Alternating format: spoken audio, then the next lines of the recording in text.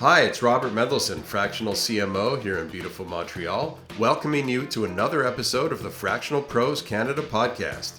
We're part of Fractional Pros Canada, the home for Canada's fractional community, and you can find us on Facebook. We bring you conversations about everything fractional that matters for fractional executives and businesses from coast to coast.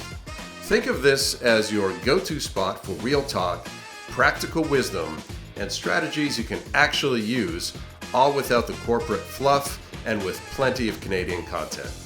Whether you're a fractional pro or a business in our great country of Canada and beyond, this conversation is for you. Grab your espresso and let's dive in. Welcome to the Fractional Pros Canada podcast. I'm your host and fractional CMO, Robert Mendelson, here in beautiful Montreal. Actually, I'm in Ottawa right now at a co-working space. Today is a special panelcast roundtable discussion with some familiar faces and guests who are all members of the Fractional Pros Canada community. In no particular order, we have Darren Legault from Ottawa, fractional sales leader. We have Tanya Van Soest from Montreal, fractional marketing leader, and Wilson Kwon from the GTA, fractional CFO. Today's episode, sponsored by the fractionalproscanada.ca directory. Scaling a business in Canada is hard enough without the high price tag of a full-time C-suite hire. Most CEOs I talk to need high-level strategy to break through, but they don't want the overhead, the long-term risk, or the 6-month recruiting cycle. So when they ask for a shortcut, I send them to the Fractional Pros Canada directory.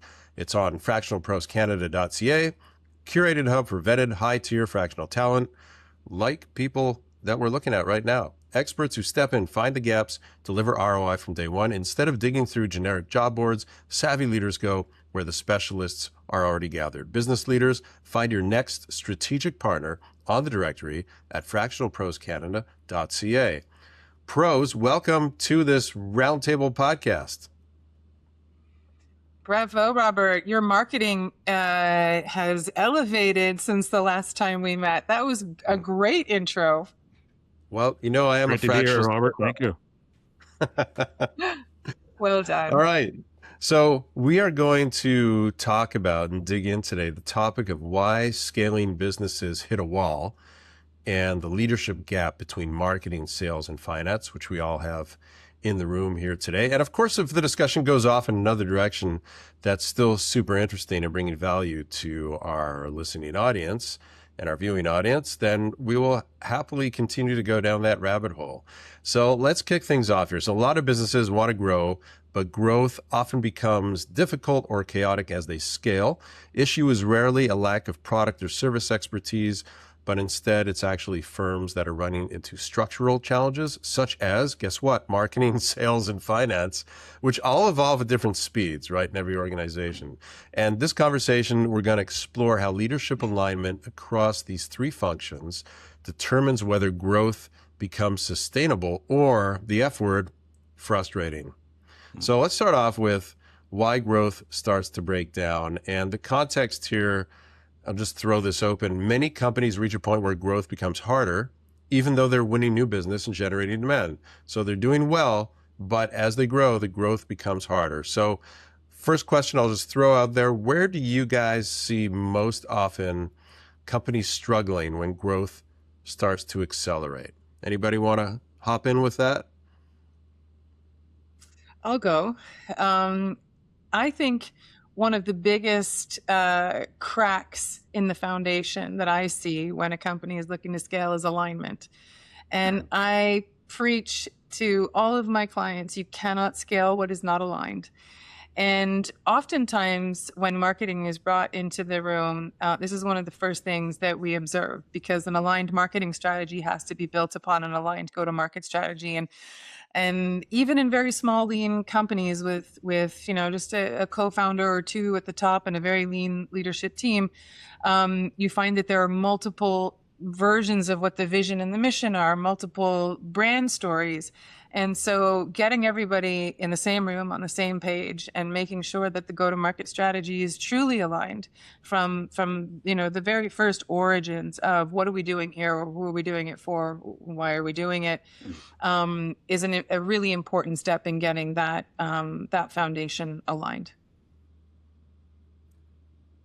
Wilson, Darren, What do you think? Is alignment the number one issue, or are there other issues that are making the wheels start to get a little shaky?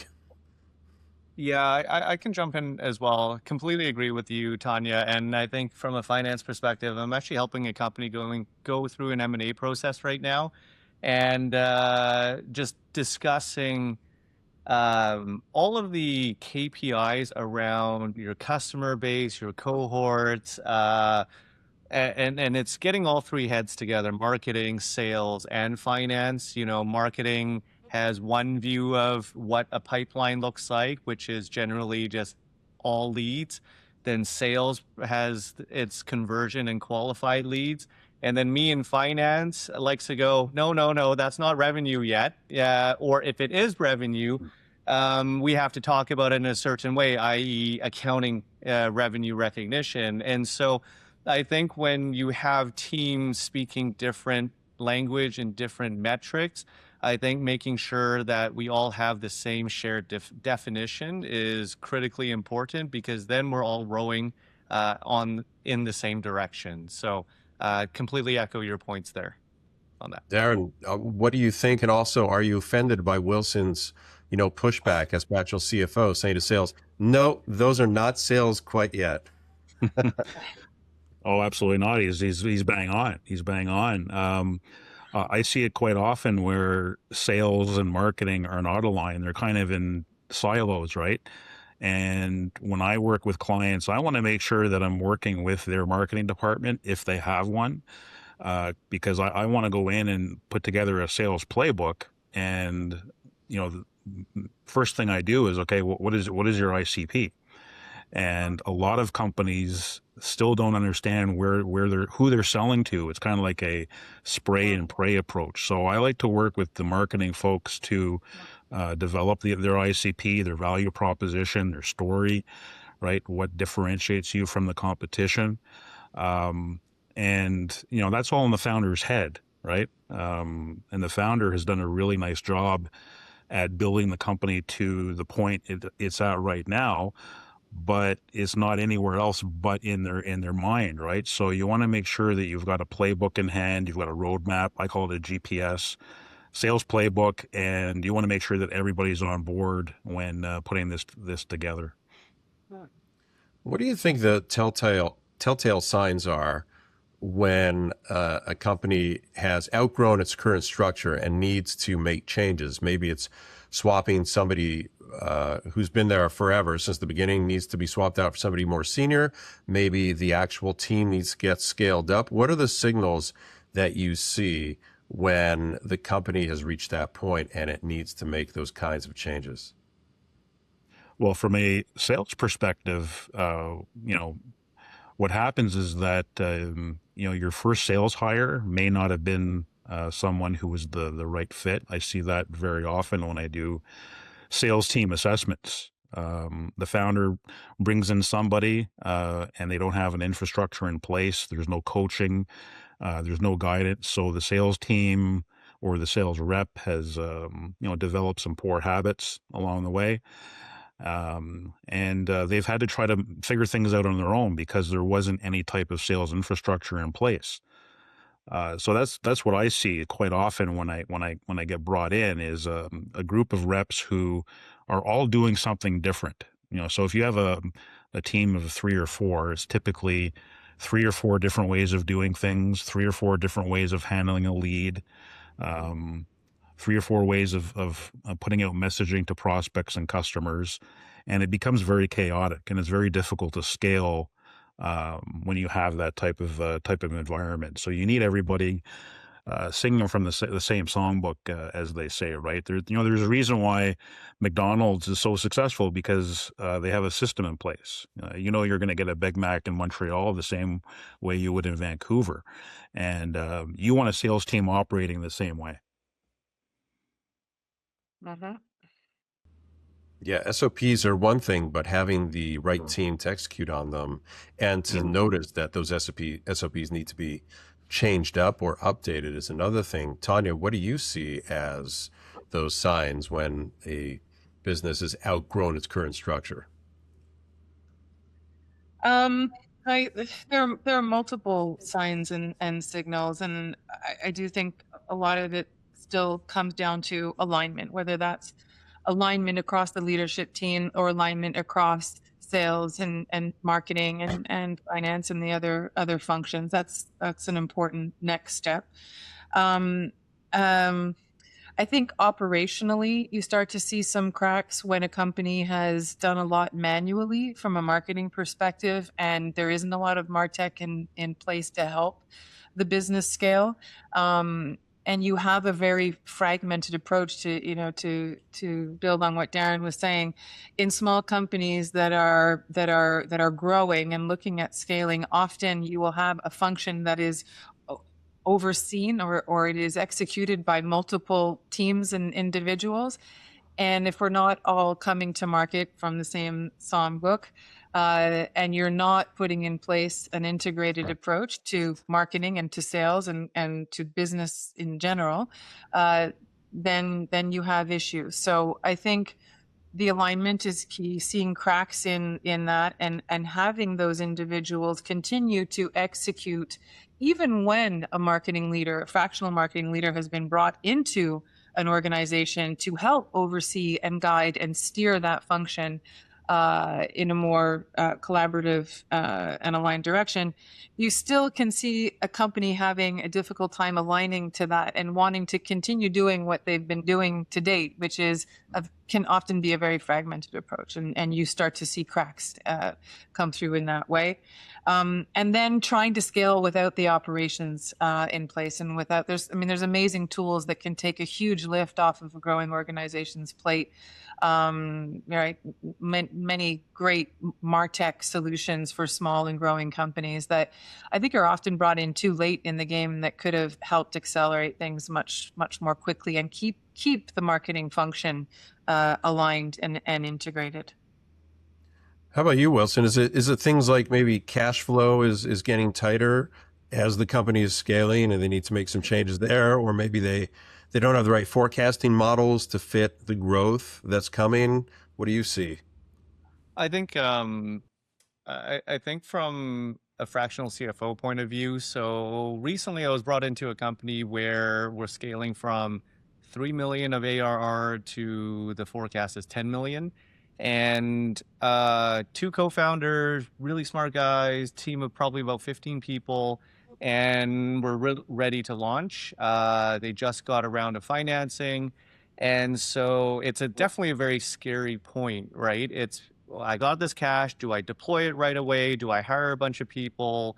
But I think the first thing is just figuring out your kind of decision framework. You know, right now the CEO and CTO, they're kind of CTO is dealing with all of the engineering. CEO is still doing kind of everything. He's still approvals on many of the payments that are going out, on a lot of the contract decisions. So now it's starting to, okay, give me a bunch of the actual financial decision-making frameworks. And part of my mandate as in this role is to actually help him build out the financial model and the budgets. And now that the teams are getting bigger, we're going to have a sales team that's going to be outbound, going to all the different jurisdictions. So we want to have budgets for engineering, budgets for marketing, budgets for sales, and then have the leaders of each of those departments, once it's all approved, now they are the approvers of their team's spend. So it's now taking that whole chunk of time away from the CEO, putting it on my plate to oversee, and ultimately putting it on the respective department heads to do. Now, depending on the audience that's listening to this, you know, that might be, you know, a couple years away for you, but it's just thinking about how do you alleviate time from the CEO who's been doing a lot of the work to now another trusted executive, right? And just being able to do that will help you scale so that you can actually sit back and think about your business holistically. And later in this podcast, I will talk about my own scaling issues as well. And I feel it too. So I'll pause there. All right. Well, we love having living, breathing examples. So we'll definitely get to that. And I mean, this is a great segue into talking about, I think, Tanya, you alluded to it as well. When you have unclear structure from an operational perspective and you have, Yeah. you're like, okay, who's responsible for this? And you have two or three or four different people putting their names in that box. And, Yeah. best practices, it needs to be one person to hang, so to speak, for each position. So that's definitely something that can lead to bottlenecks and to Mhm. confusion and to hurdles to growth. Counterintuitively, when, somebody might think, wow, that role is so big, it needs to be divided up. But actually, Mhm. no. At the end of the day, you still need to have that one person in every seat.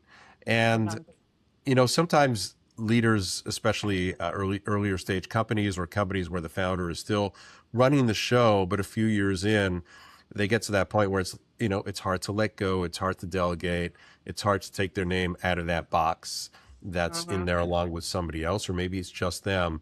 One of the things I've seen is companies doing that exercise, and the founder slash CEO slash president is also the slash sales leader slash marketing leader slash R&D head slash innovation head, etc. And that just doesn't work on a long-term basis. Uh-huh. What do you guys see as far as looking at it from that perspective, where from an operational slant, there are things that are going to impede marketing, sales, and finance? I mean, I think that you need to respect the process and you need to be mindful, compassionate of the founders that have brought the company or the leadership team that's brought the company to where it is to date when you come in. And spending time with them upfront and regularly to make sure that they feel reassured and that their voice is heard and that everything that's in their brain. You mentioned this earlier, Darren. Oftentimes, these leaders are walking around, they're walking encyclopedias of knowledge and information that is really beneficial to the company. And as a marketing leader, I like to make sure that I'm staying very close to the leadership team and that I am regularly checking in to see what else have they stored on their hard drive and what else can we pull and bring into the company and help make that part of the overall strategy, not just for marketing but across the board, since we are setting the tone for that story and that messaging. Yeah, that's an important piece, and I think it comes from a good place when you have three or four people in one meeting when really you just need one. Everybody is so used to being all hands on deck and pitching in wherever they can. It's coming from a good place. But I would say, as a fractional marketing leader, I don't shy away from saying, "Hey, I don't think we all need to be in this meeting. I got you. I'll provide a report, I'll provide notes, I'll provide action items. Everything I do is very transparent and documented. So if you want to look and see what's the outcome, if there are any action items, I'll let you know. But I think that we can give back some time to more individuals than are needed on this one instance, for example." Darren, what happens when you come into an organization and the founder who's been leading sales has brought in Darren to, create a sales team that's going to, eventually take over from the founder. And meanwhile, the founder does not get out of the way because they're like, well, I'm the best salesperson here. I know everything. I've been at it the longest. Nobody knows as much as I do. And quite frankly, nobody does as good a job selling as I do.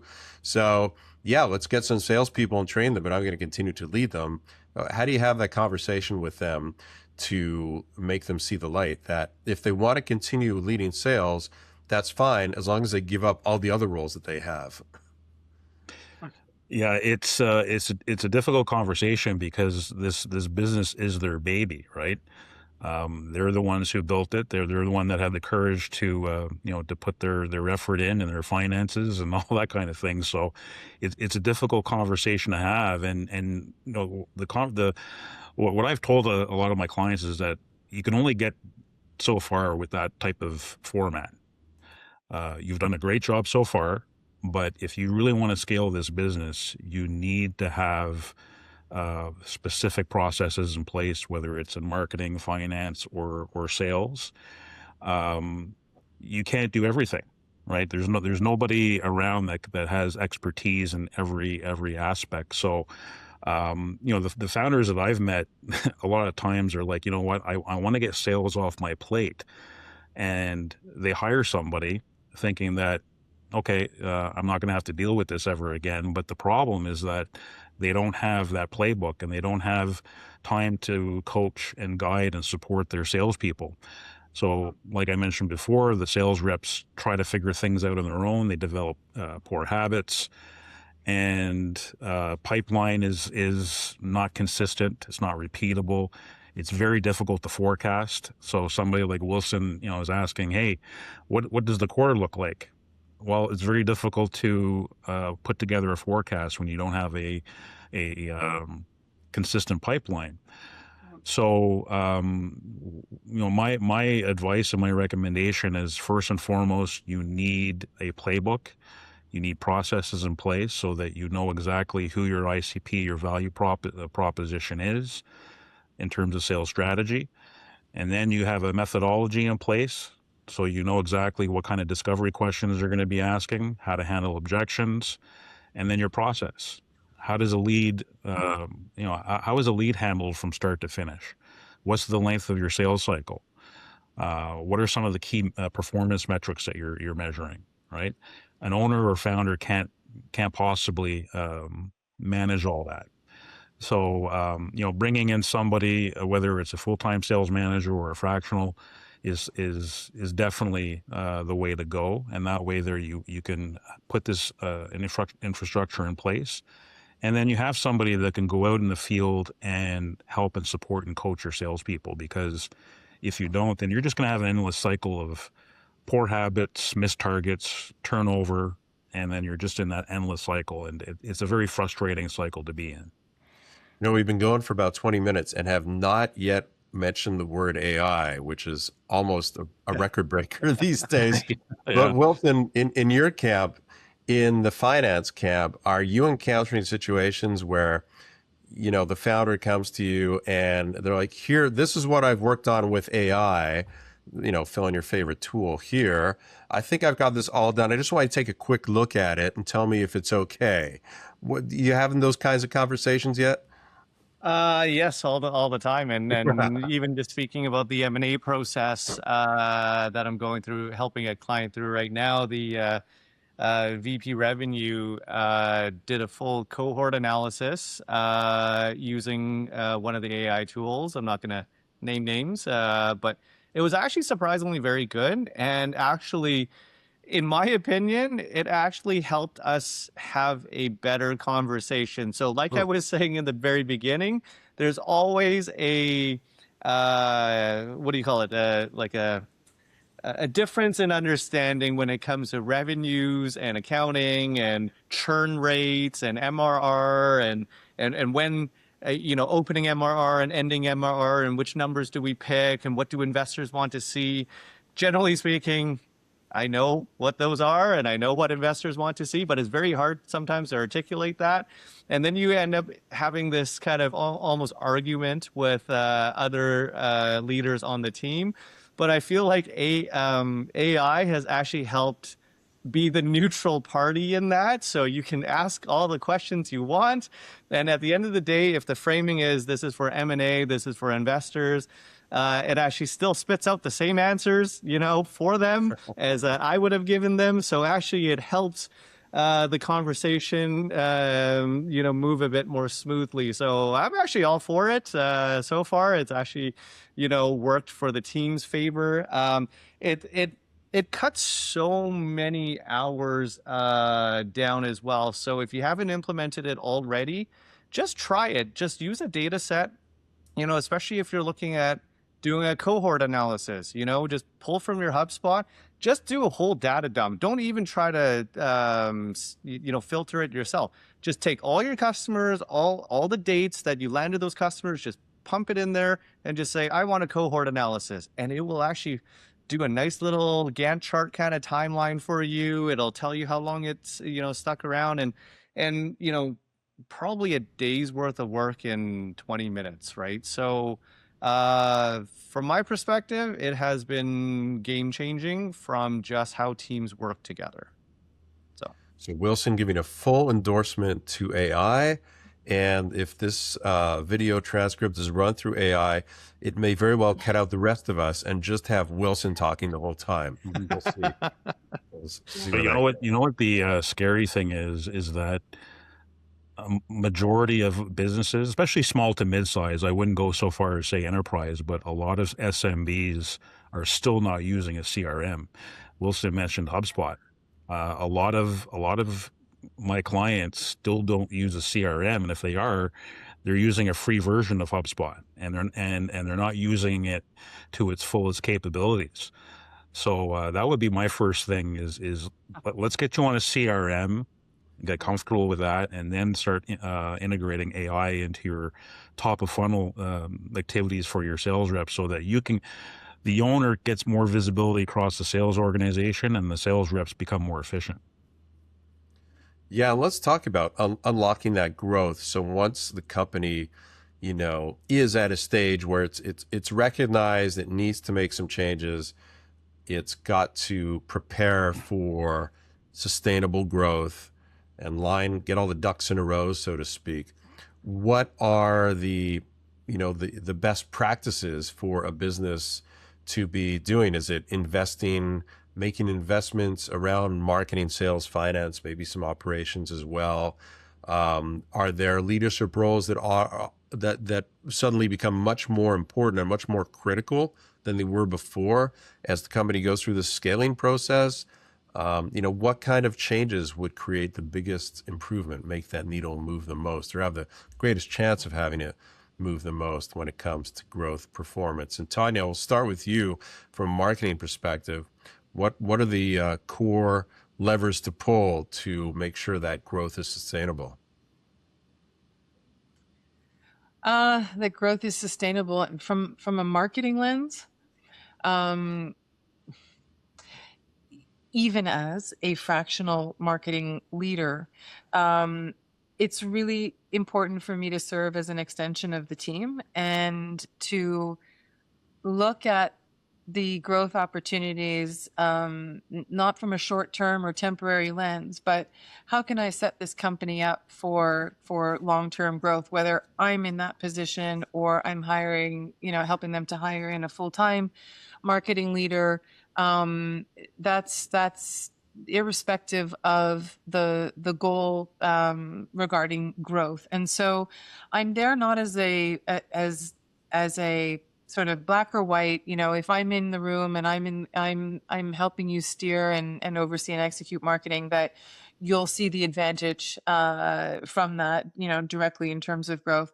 I want the company to be educated and to learn from my presence, however long I'm there for. I want to enable them and make sure that they have the skill set and the understanding of what I'm putting in place, so that growth can be sustained, again, whether I'm in the room or not. So I'm really looking at setting them up for the long term, and making sure that if they pull the plug, so to speak, on me or even on marketing in general, that we've put in place operations and processes and an understanding of how marketing needs to support the business across the organization, and that DNA is firmly embedded moving forward. Yeah, I would echo that. I would also add strategically from a marketing perspective, I'd also want to make sure that, typically the company up until this point has been focused on figuring out what works from a marketing perspective and then fine tuning that, making it optimizing just those strategies and tactics that they've been focused on. And for scaling, I want to make sure that they not only continue to do that, but start to be taking more time, investing more, getting just a little bit more riskier as far as trying out some new tactics, some new strategies, maybe trying to put messaging out some new channels, doing, of course, keeping it all A/B testing, keeping it all, small little baby steps before crawling and walking and all that. But I'd want to make sure that mentality was ingrained in the marketing team. And often what I see is companies who've been rolling with the same core marketing team up until that point, they almost need some new fresh blood in there to, they're inside the bottle, can't read the label, and they need somebody from the outside to come in who's more strategic, because mostly companies up until that point, the marketing team is really more focused on tactical execution. They're doing some strategy, but not the kind of strategy that, a fractional CMO like you or me would come in and really focus on. More strategic, less execution, Yeah. tactical. Yeah, you raise a really great point that comes back to the heart of the value of being having a fractional team, of being a fractional professional, and hiring those like us into their organization.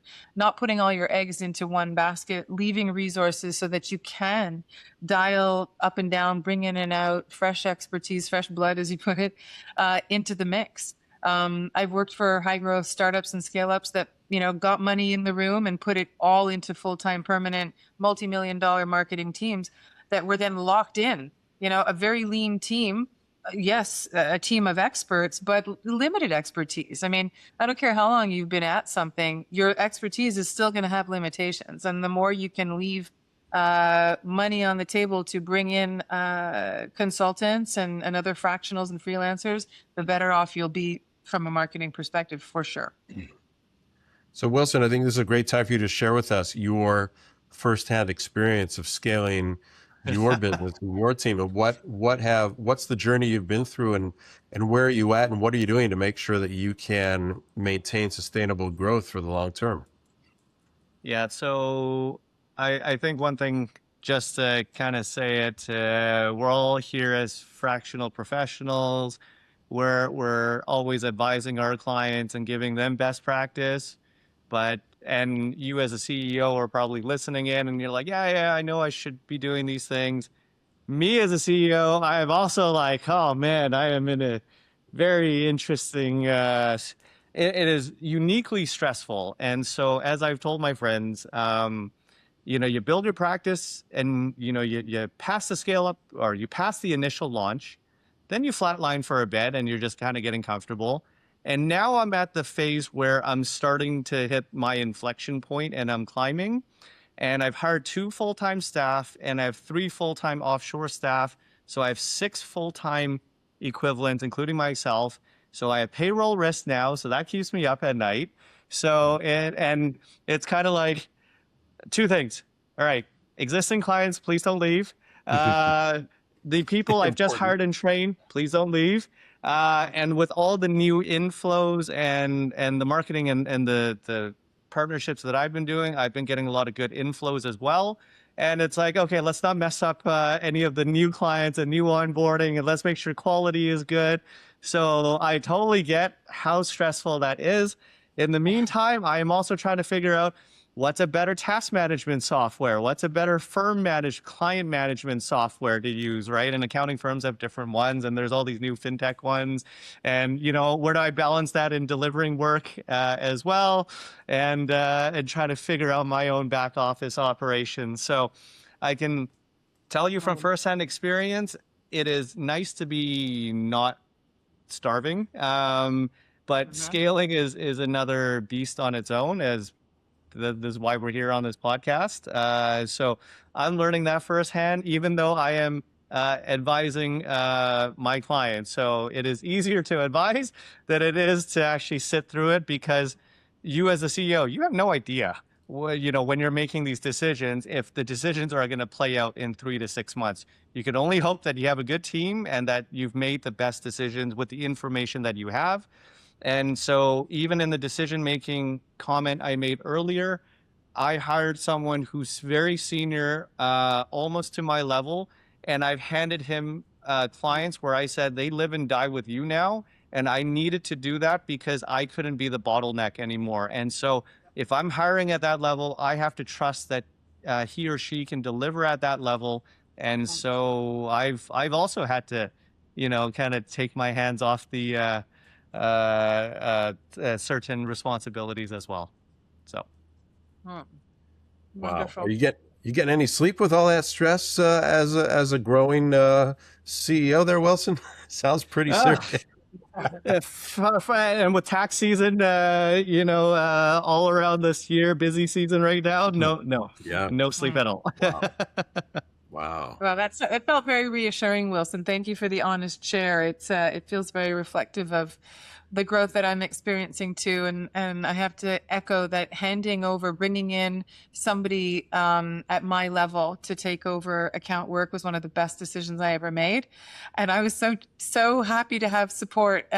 It was partly trust, but just partly desperation to have support. I was just, all right, go with it, and just a little prayer and hope for the best. And yeah, it's turning out to be a wonderful decision, and more of those, more bringing in extra support and leaning on fractional and freelance, independence to help my own growth as much as I would recommend them to my clients. Oh.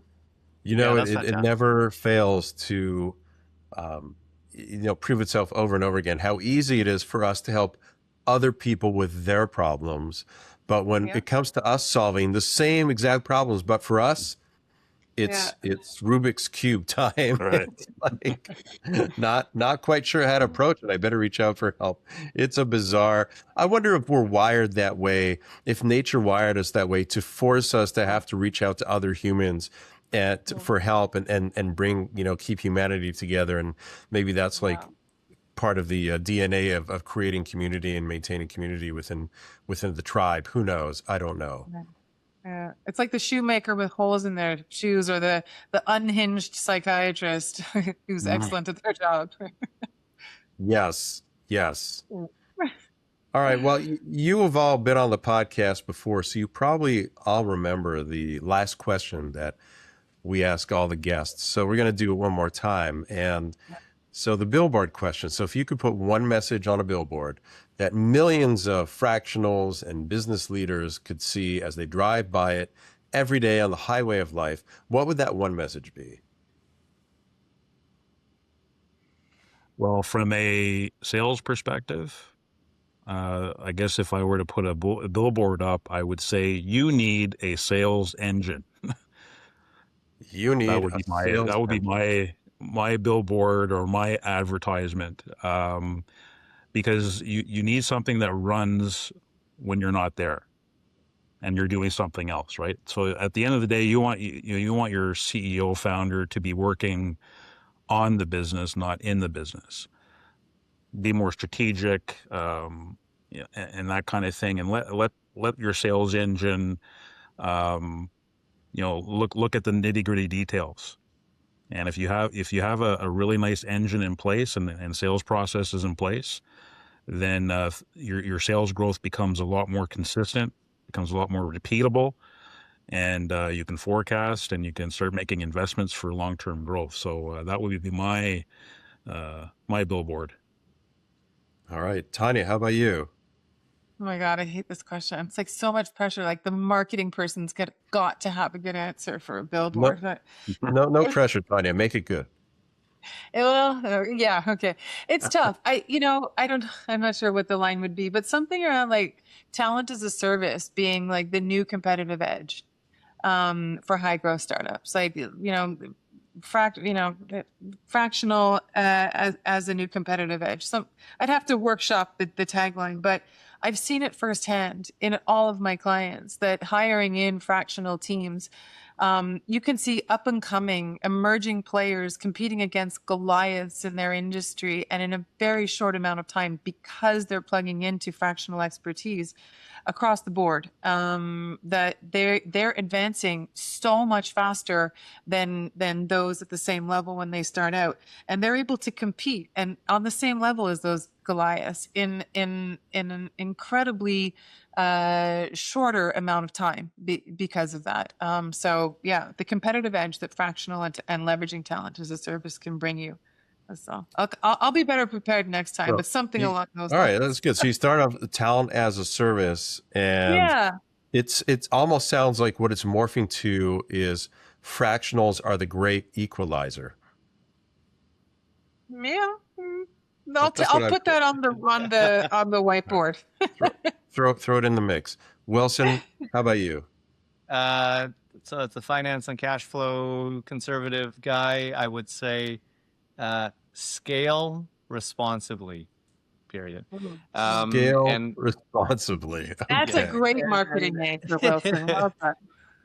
And I think it's because it's once you get your capital raise and you have a few bucks in the bank, and you're getting traction, it is so easy to just say yes to all the new business and the new things coming along the lines. But I think founders who are not ready for that, sometimes you bite off more than you can chew. You've hired big teams to service big clients, and if you drop the ball on that, now all of a sudden you have big head counts and you have a cash flow problem. So you know what, just because you're running and you got momentum, still make sure you build those processes as you go.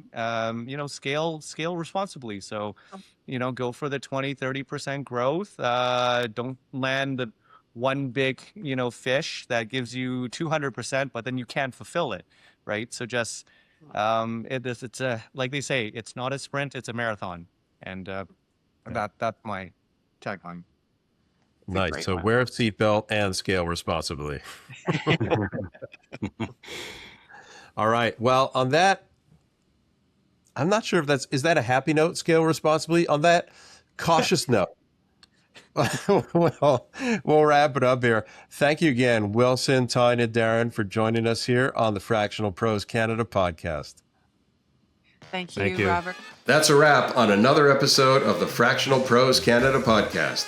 If you're a fractional professional based in Canada, we'd love to have you join us in the Fractional Pros Canada Facebook group, the home for Canada's fractional community. It's where Canadian fractional executives connect, share insights, and help each other succeed. Until next time, I'm Robert Mendelson, Fractional CMO. May your impact be full-time, even if your hours are fractional.